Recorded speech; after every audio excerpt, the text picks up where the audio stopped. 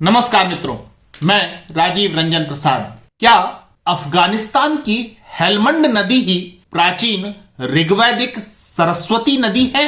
यह प्रश्न इसलिए क्योंकि यही वामपंथी एजेंडाकारों की प्रतिस्थापना है।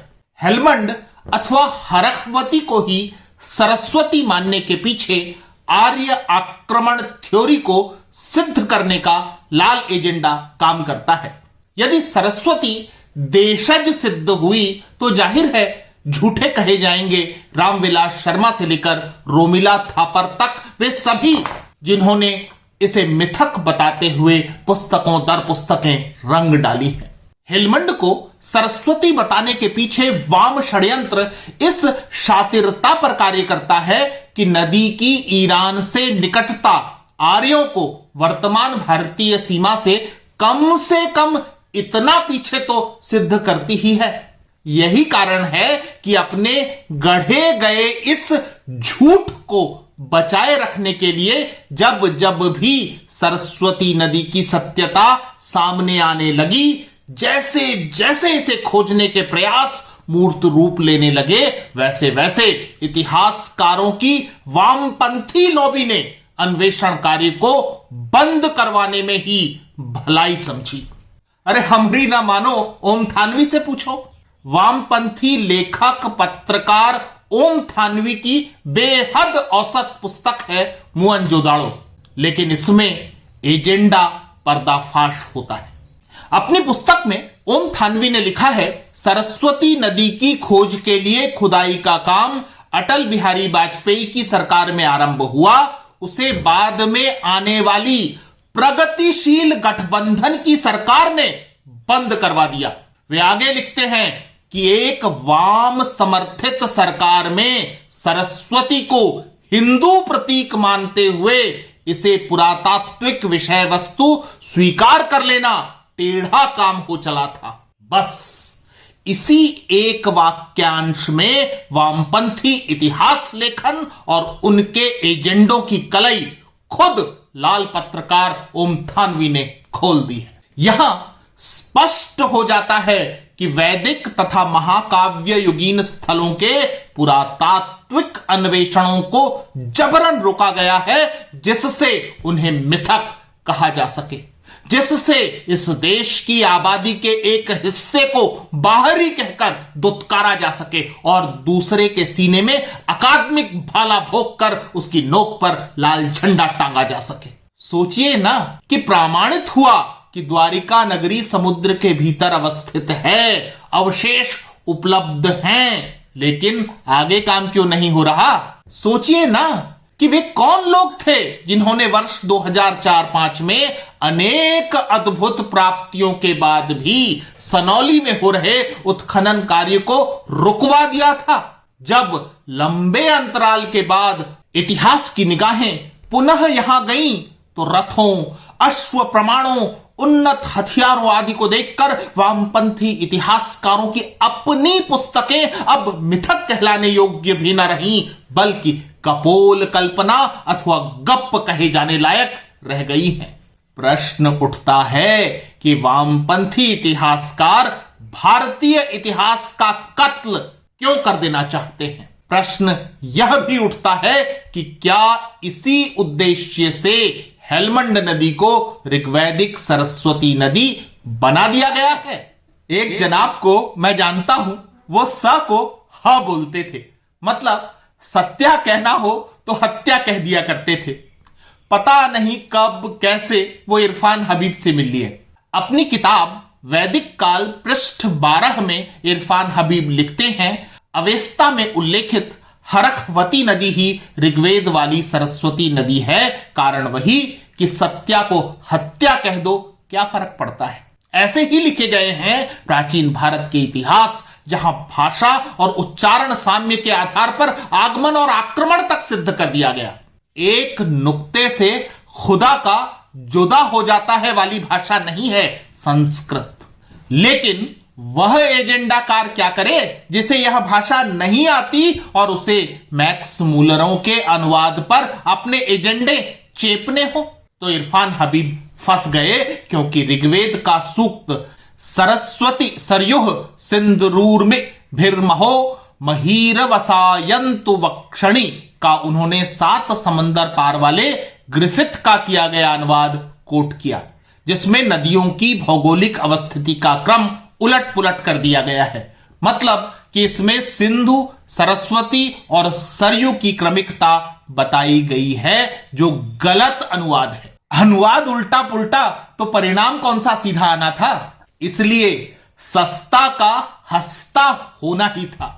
माफ कीजिएगा, सरस्वती का फॉरेन रिटर्न अनुवाद हरखवती अर्थात हेलमंड। इस वामपंथी इतिहासकार ने 1000 बार ऋग्वेद को कोट किया होगा। चाहते तो उन्हें अनेक स्थानों पर नदियों का सही क्रम मिल जाता। नदी सूक्त से उद्धरण देखें, इमं में गंगे यमुने सरस्वती शुतुद्रि स्तोमय सचता परुष्णया, अर्थात सरस्वती नदी यमुना और सतलुज अथवा शुतुद्र के मध्य बहती थी। उसका हेलमंड नदी से किसी तरह का भाई भतीजावाद नहीं बैठता। अतः इरफान हबीब के हेलमंड नदी को ही सरस्वती बताने को सामान्य भूल मानकर हल्के में न ले।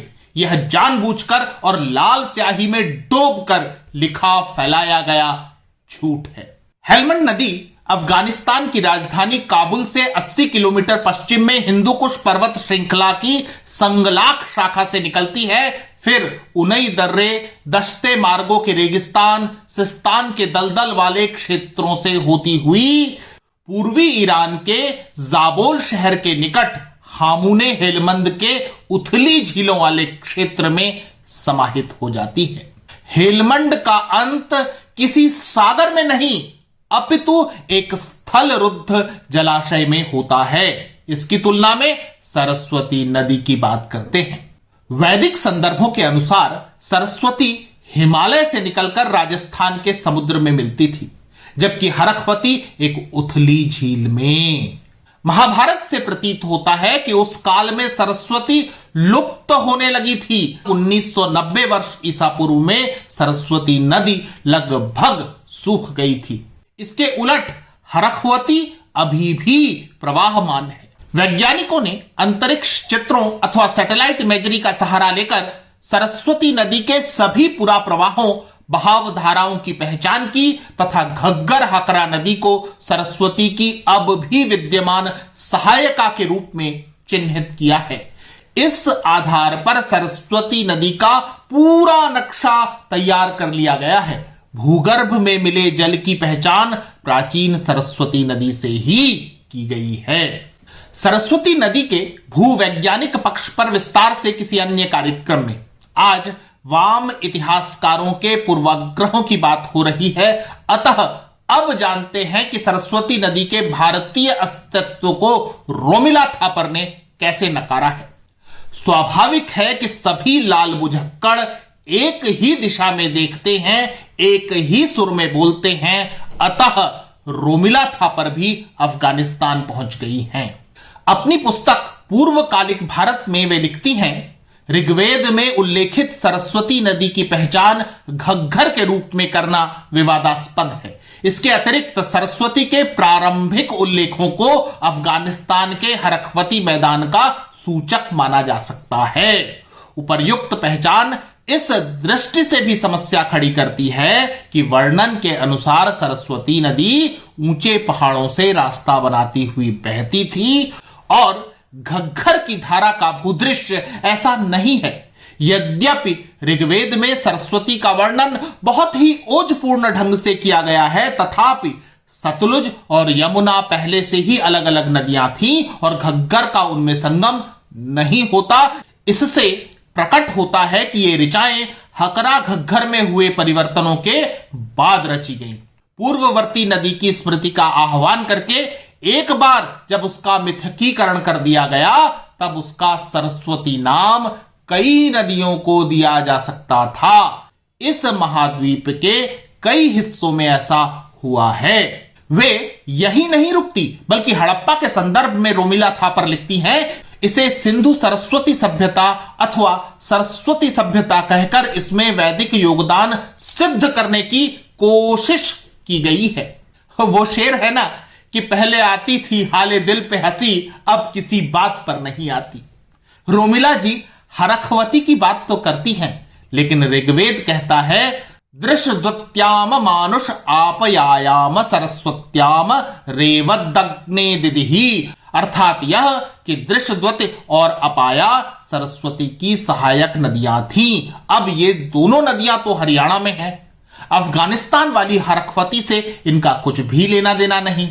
ऋग्वेद आगे लिखता है एका चेतत सरस्वती नदी नाम शुचिर्यति गिरिम्य आ समुद्रात, अर्थात यह महानदी पहाड़ों से निकलकर समुद्र तक जाती थी। रोमिला थापर ने सरस्वती की सहायिकाओं घग्गर हकरा के भूपरिदृश्य पर तो बात की, चतुराई से मूल सरस्वती नदी के सभी संदर्भों को कच्चा चबा गई। अब रोमिला थापर की सबसे महत्वपूर्ण आपत्ति को लीजिए कि हड़प्पा सभ्यता को सरस्वती सभ्यता क्यों कहा जाए। लंबे समय से चलन है कि जो विज्ञान विषय नहीं ले पाते वो इतिहास लेकर काम चलाते थे, इसलिए बाद में भी साइंस से कन्नी ही कटाता रहा इतिहास। रिमोट सेंसिंग तथा रेडियो एक्टिव आइसोटोप बेस्ड सब सरफेस स्टडी अब यह साफ कर चुकी है कि प्राचीन सरस्वती नदी हड़प्पा सभ्यता के कालखंड में भी प्रवाहमान थी। सरस्वती के किनारे किनारे ही हड़प्पा सभ्यता के पीलीबंगा, कालीबंगा और लोथल जैसे प्रमुख शहर ही नहीं बल्कि अधिकांश प्रमुख स्थल बसे थे। यही नहीं, प्राचीन सरस्वती नदी घाटी में हुए शोध हड़प्पा के समानांतर भी कतिपय सभ्यताओं के होने की गवाही देते हैं। अगर सरस्वती नदी का यह इतिहास आज विज्ञान सम्मत सच्चाई है तो वामपंथियों को इसे मान्य करने में समस्या क्या है? इसका उत्तर मिलता है एक और वामपंथी इतिहासकार राम शरण शर्मा के इस वक्तव्य में। ध्यान से सुनिए, वे कहते हैं कट्टरपंथी सिंधु से अधिक सरस्वती की महिमा को स्थापित करना चाहते थे। हड़प्पा के संदर्भ में वे सोचते हैं कि विभाजन के पश्चात सिंधु मुसलमानों की हो गई और अब केवल सरस्वती हिंदुओं के लिए बचती है। इस वक्तव्य के बाद यह मेरे दर्शकों पर निर्भर करता है कि वे चाहें तो इस वामपंथी दुराग्रह पर ठहाका लगाकर हंस पड़े, क्योंकि गंगा, यमुना, गोदावरी, नर्मदा, कावेरी और भी न जाने कितनी पवित्र कही जाने वाली नदियां इस देश के हिंदू समाज की धरोहर रही हैं।